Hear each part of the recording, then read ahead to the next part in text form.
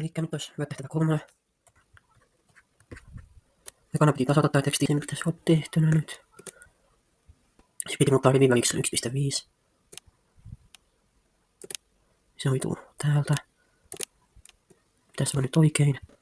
Sitten piti muotoilla molemmat otsikot kerralla. Se hoituu. Kun tähän näin painetaan kontrollia. Näin. Piti lihavoida. Se hoituu B:stä ja alleviivata. Sitten piti muokata siniseksi. Joka saadaan täältä. Toi on ehkä hyvä sininen. Eli seuraavaksi piti suorittaa kappaleiden sisennystä otsikoita lukuun ottamatta yhden sarkavälin verran.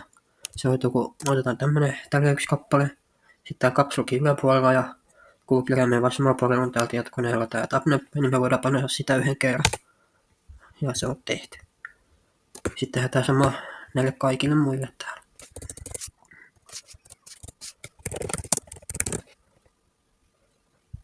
Keskellä päiväys. Automaattinen sivunumerointi. Mennään ne kahteen insert. Täällä on page number. Otetaan top of page. Näin.